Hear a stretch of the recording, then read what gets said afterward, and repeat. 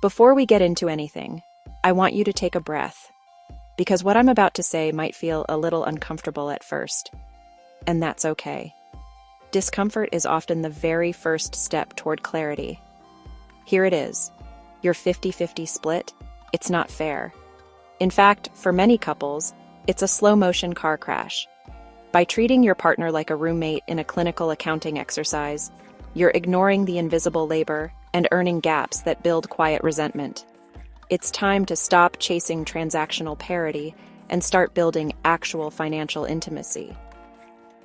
I spent years watching women sit across from me, after divorces, after separations, after financial devastation, and the story sounded the same every single time.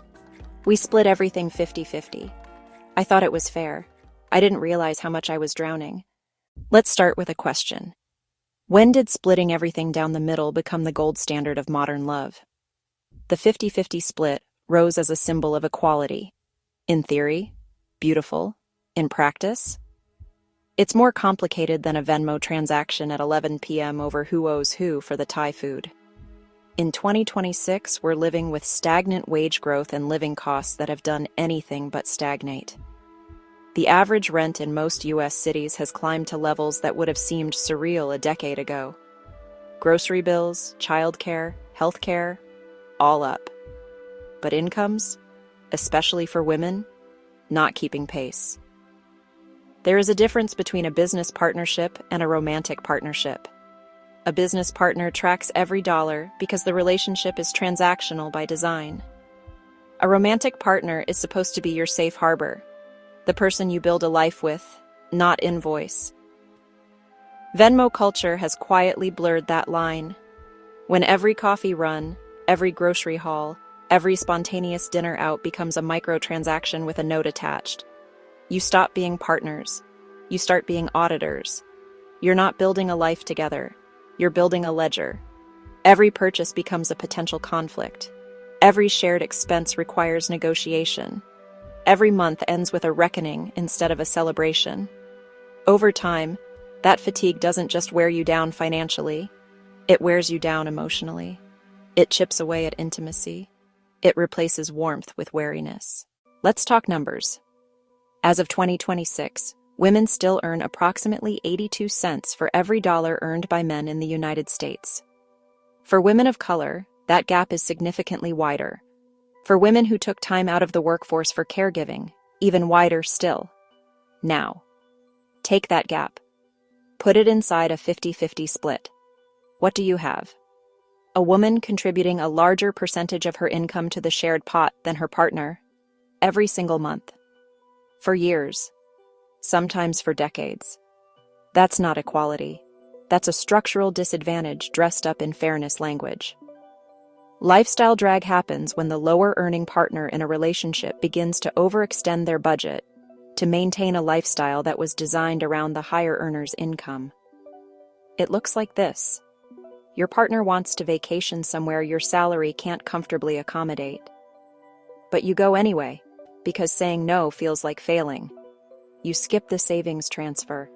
You tell yourself you'll catch up next month. Next month never comes. It becomes next year. And then it becomes the debt you're drowning in the day the relationship ends. Invisible labor.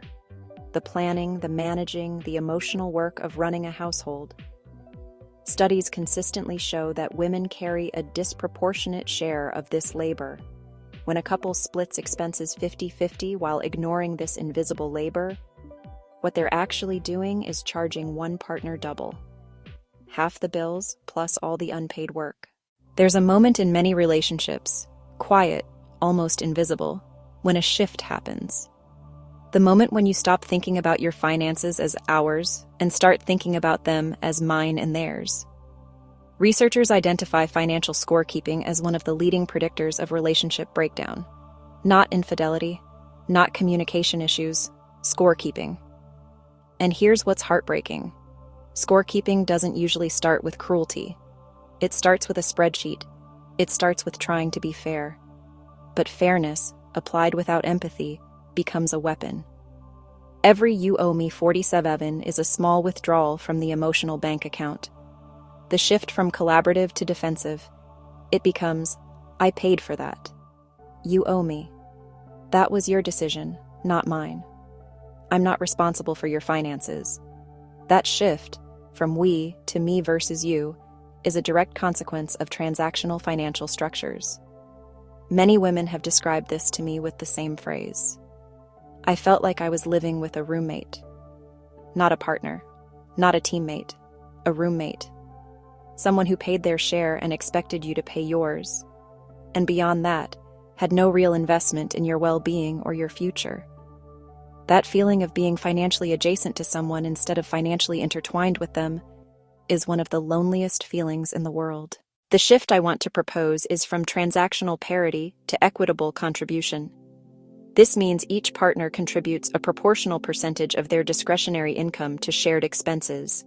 If one partner earns $4,000 a month and another earns $7,000, a 30% contribution from each would look different in dollar amounts, but equal in sacrifice. That is equity. One of the most interesting financial trends emerging in 2026 is joint light banking. Couples maintain individual accounts for personal autonomy and spending freedom, while also contributing proportionally to a shared account for joint goals: rent, utilities, vacations, savings, emergency funds. It's not about keeping secrets. It's about preserving identity. Couples who maintain some degree of individual financial autonomy within a shared structure report higher relationship satisfaction, lower financial conflict, and stronger feelings of mutual respect. You can be fully committed to a relationship while still maintaining a healthy relationship with your own money. Transparent money conversations are not a source of conflict. They are one of the deepest forms of intimacy available to a couple. When you can sit with someone and say, here is what I earn, here is what I'm afraid of, here is what I'm building toward, and they can do the same. That is trust. Start with a monthly money date. No judgment, no scorekeeping.